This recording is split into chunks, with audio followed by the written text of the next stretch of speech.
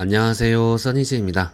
오늘은 용수 스님의 안되겠다, 내 마음 좀 들여다봐야겠다 를 소개해 드리려고 하는데요. 이 책을 소개했었는지 기억이 안 나네요.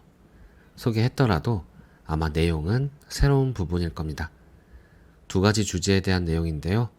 하나는 내면의 지혜와 관련된 내용이고, 다른 하나는 자기 사랑에 대한 내용입니다. 읽어볼게요. 내면의 지혜를 믿으세요. 중국 음식점에 가서 짬뽕을 먹을까 짜장면을 먹을까 망설이며 결정을 못한 적이 있나요? 아침에 밥을 먹을까 커피를 마실까 걸어갈까 버스를 탈까 같은 사소한 선택부터 이 사람과 결혼을 할까 이혼을 할까 이 회사에 취직을 할까 사표를 낼까 같은 중요한 결정을 해야 할 때가 있습니다. 매일매일 선택하고 결정해야 할 일들이 있는데 결정을 하지 못할 때가 종종 있습니다. 흔히 결정장애라고 하지요. 결정을 해야 할 때 결정을 하지 못하는 데에는 이유가 있습니다. 그중 하나는 자신을 믿지 못해서입니다. 잘못된 결정을 내릴까봐, 실패할까봐 두렵기 때문이죠. 주변에서 내가 내린 결정을 비난하지 않을까, 지지를 받지 못하는 건 아닐까 두려운 것입니다. 누구한테도 비난받지 않고 실패하지 않을 안전한 선택을 하려고 하니 결정을 못합니다. 결정할 수 있다는 자기 확신이 없는 것이지요. 그런데 완전한 결정은 없습니다. 어떻게 하면 올바르게 선택해서 결정할 수 있을지 고민될 때 내면의 지혜를 써보세요. 우리는 현명하게 결정할 수 있는 내면의 지혜가 있다는 것을 알아야 합니다. 현명한 결정을 하고 싶을 때 자신의 내면에 맡겨보는 것입니다.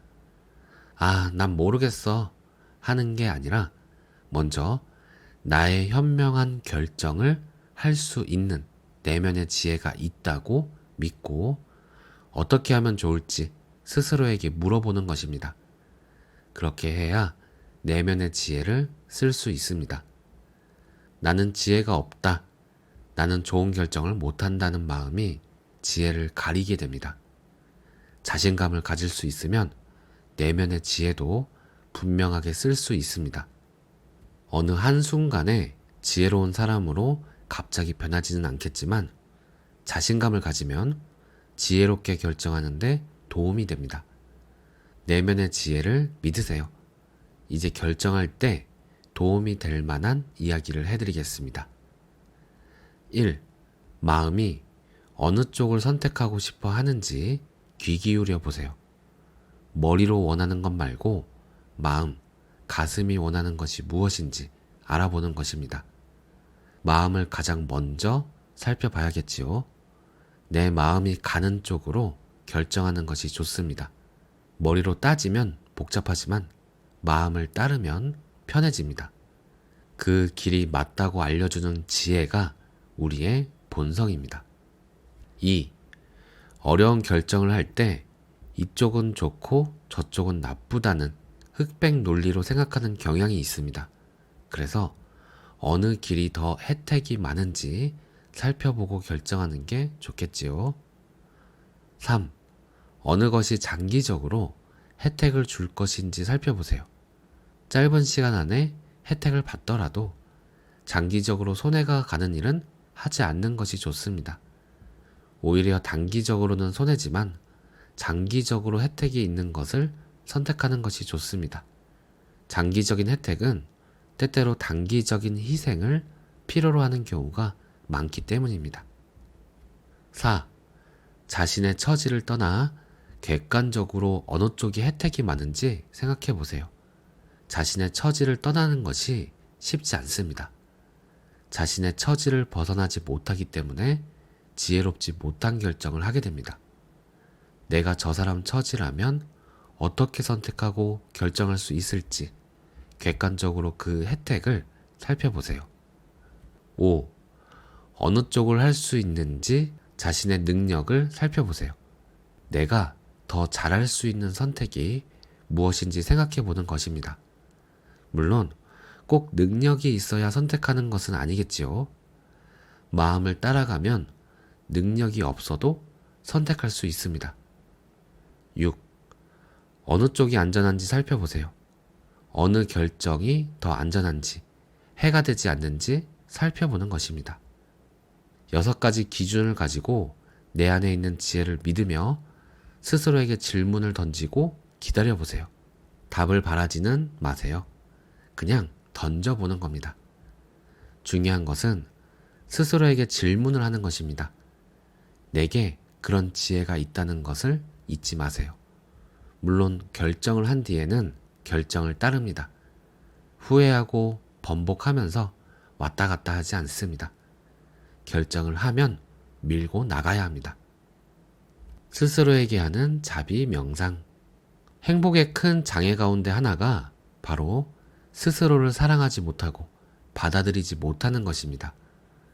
자기를 사랑해야 다른 사람을 사랑할 수 있고 다른 사람의 행복에 기여할 수 있습니다. 우리는 순수하고 훌륭하고 선한 존재입니다. 그런데도 우리는 스스로를 안 좋게 보는 경향이 있습니다. 1000가지 좋은 성품이 있고 2가지 안 좋은 성품이 있는데 안 좋은 2가지를 따집니다. 결국 자신을 안 좋은 존재로 느낄 수밖에 없습니다. 스스로에게 친절하세요. 다른 사람의 잘못을 봐주듯이 자신의 잘못을 봐주세요. 다른 사람을 용서하듯이 자신을 용서하세요. 지나친 기대로 마음을 무겁게 하지 마세요. 잘못하고 있다고 해서 큰일이 아닙니다. 우리는 습관 덩어리입니다. 나쁜 습관은 조금씩 바꿔나갈 수 있으니 마음을 너그럽게 가지세요. 멍 때리기, 나태, 야식 좀 해도 돼요. 누구를 죽이는 것도 아니잖아요. 우리는 성자가 아닙니다. 그래도 잘하고 있는 것이 많이 있어요. 잘하고 있는 것을 축하하세요. 그리고 순간순간 깨어 있으세요. 자신을 비하하는 마음을 내려놓으세요. 자신을 바꾸려고 하는 마음도 내려놓으세요. 자신의 좋은 점과 안 좋은 점 모두 똑같이 받아들이세요. 엄마가 웃는 아이든 우는 아이든 똑같이 사랑하듯이 잘하는 자신, 못하는 자신을 똑같이 사랑하세요. 둘 다 받아들이세요. 자기 안에서 편안하게 지내는 것을 배우세요. 자신과 벗하세요. 자신에게 반해보세요. 자신과 사랑에 빠져보세요. 자기를 사랑하는 것과 이기심은 반대라고 합니다.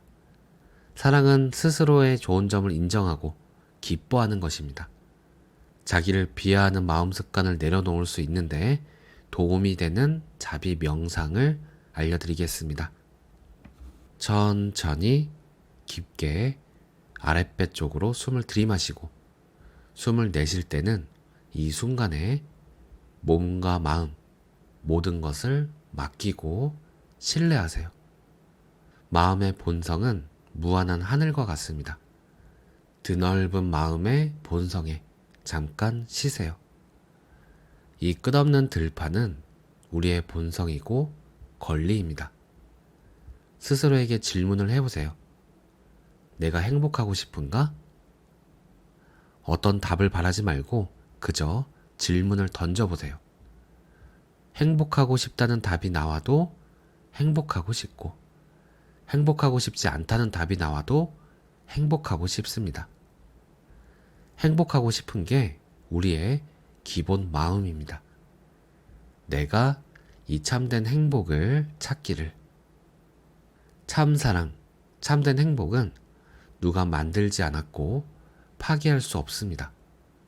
명상은 행복을 만드는 것이 아니라 이미 있는 행복을 드러내는 것입니다.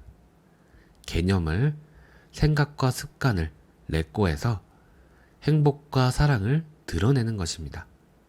스스로의 장점을 떠올리며 기뻐하세요. 이것은 오만이 아닙니다. 나는 괜찮은 존재, 이대로 행복한 존재, 무량한 존재, 순수한 존재입니다. 늘 마음을 편안하게 릴렉스.